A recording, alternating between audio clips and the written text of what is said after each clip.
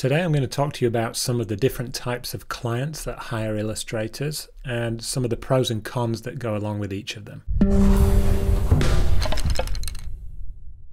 There are so many opportunities for an illustrator these days.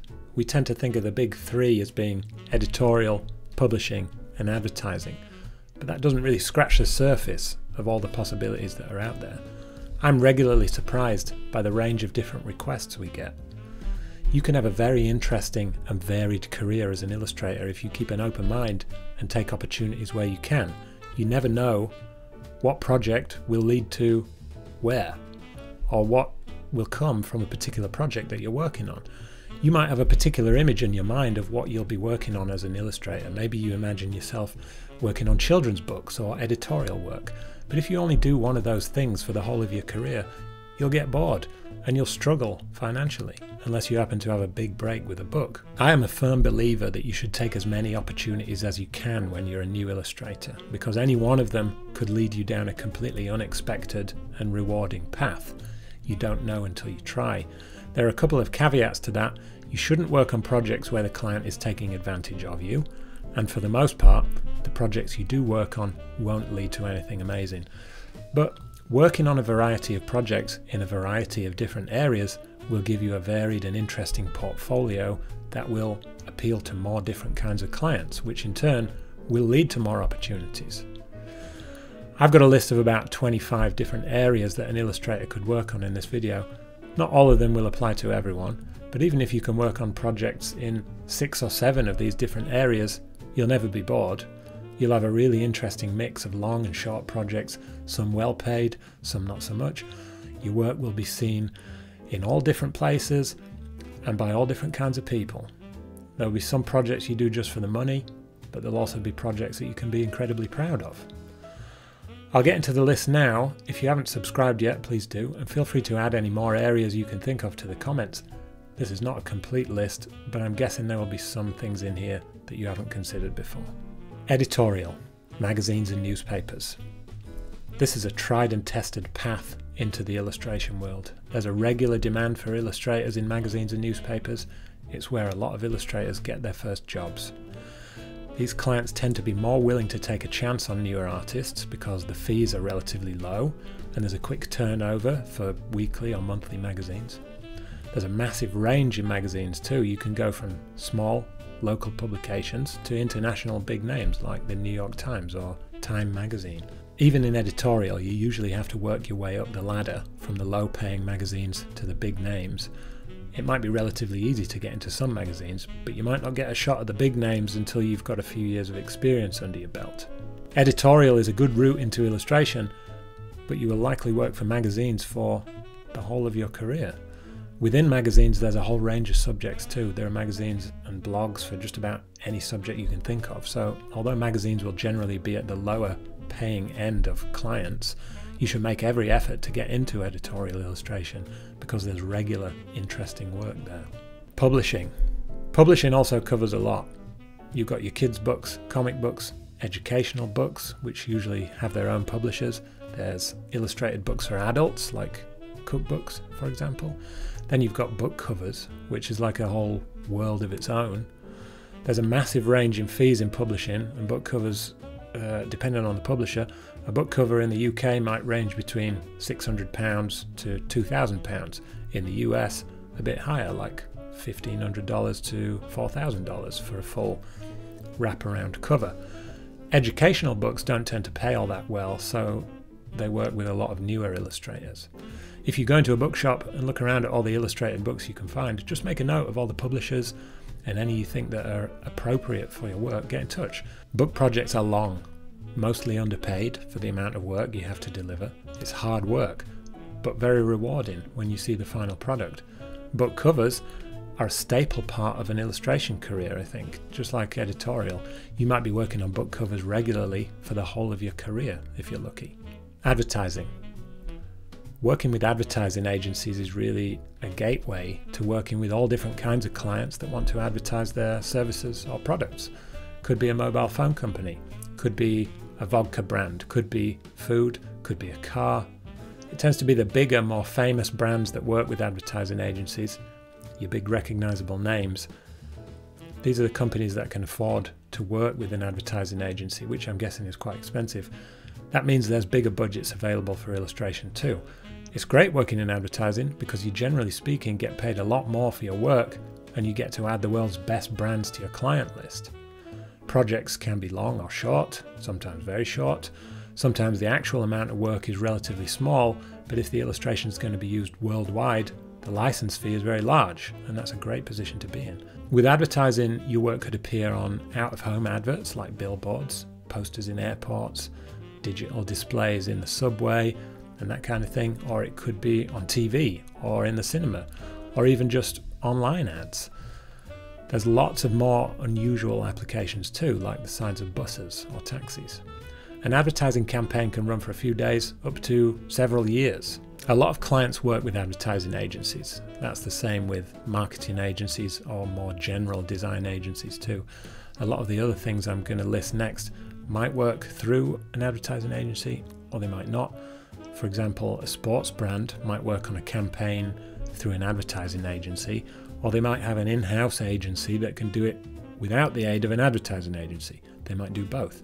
I've worked on projects with Nike, directly with Nike, but I've also worked on projects with Nike via an advertising agency.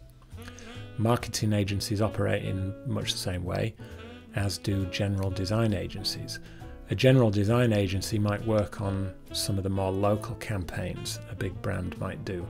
Let's say there's a brand sponsoring a regional music festival. They might need design work doing for the website and flyers and posters, print adverts in magazines.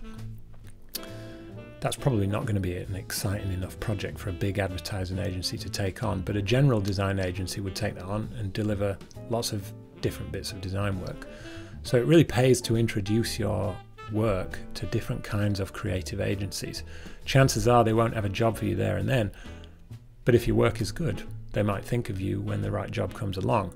You should also add them to a list to update every now and again. You might email them once a year to send new work.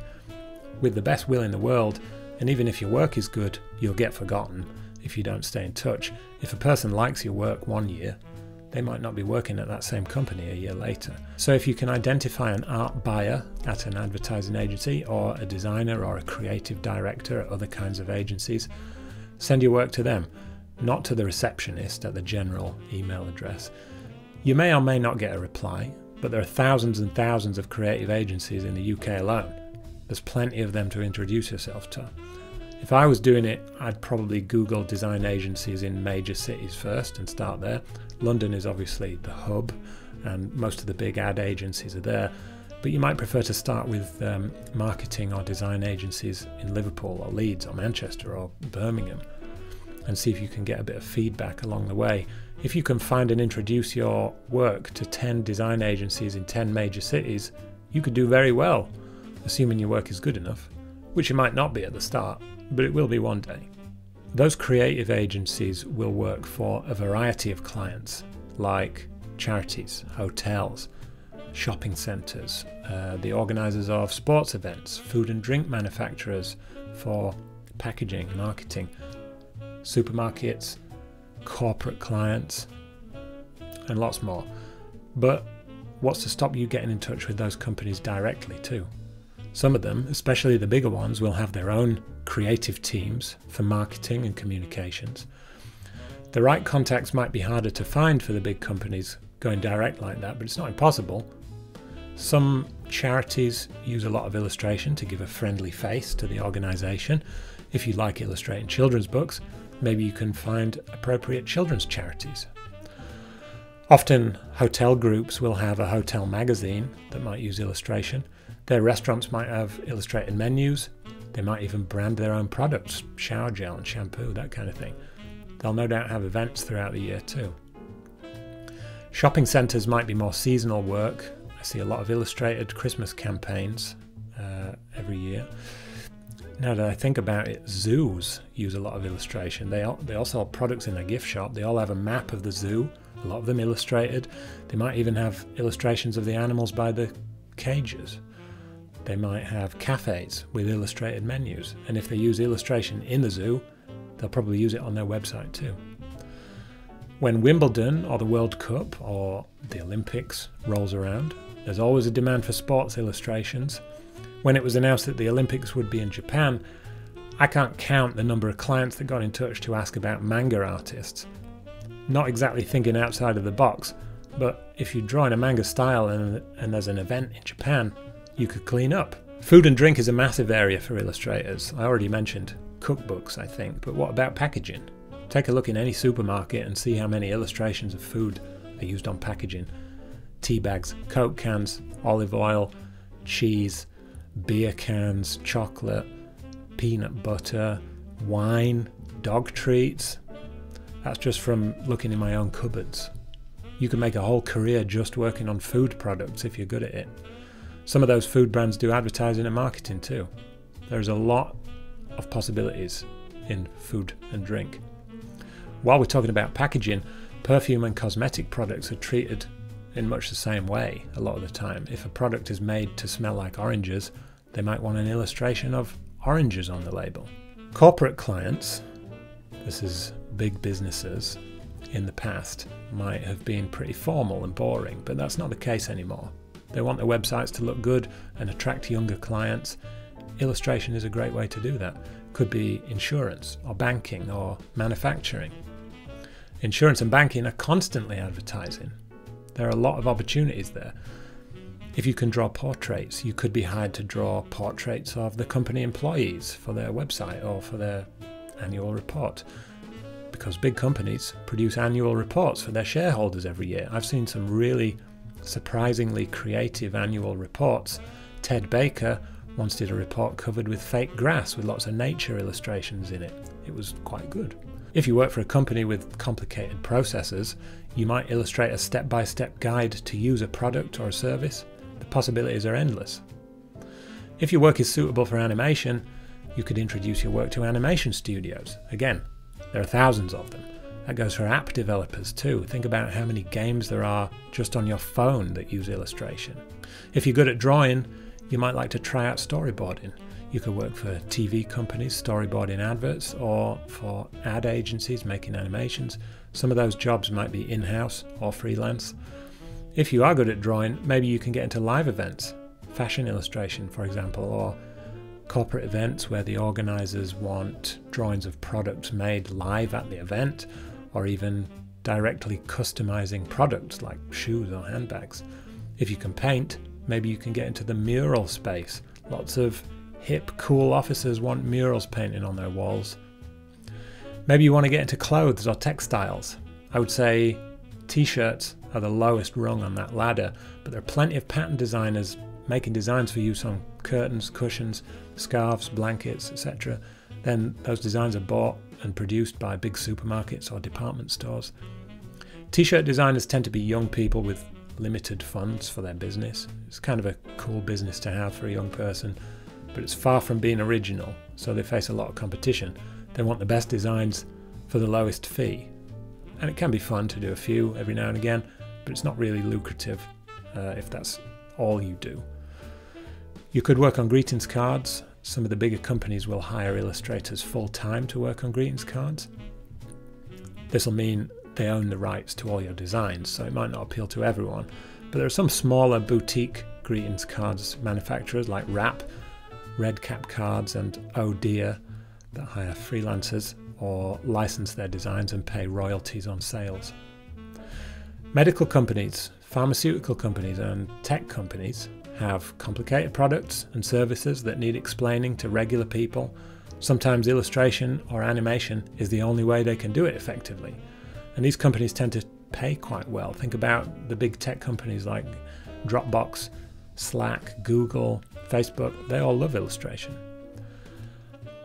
There are a couple of possible income opportunities once you get a bit further along with your career too, like being an influencer. Maybe you're paid to use a product and promote it to your followers. Selling prints is another. A lot of illustrators will sell prints from day one, but you're only really going to make good money from that once you're a bit famous, probably. So there you have it. I have emptied my brain now thinking about all these different avenues you could go down. It's nowhere near a complete list, but it's a good start. Some of these opportunities will only be open to you once you're a bit further along in your career maybe, but when you're developing your work, you can think long term. And if you'd like to work in the medical field or in storyboarding, you know that you need to add a little bit of that kind of work into your portfolio. If you're on your way to being a good illustrator, you have so many possibilities in front of you. You can have a job that is way more interesting than most of the people you know. There's the stereotype of the poor struggling artist, which could be easy to fall into if you only focus on one of the less lucrative areas of illustration.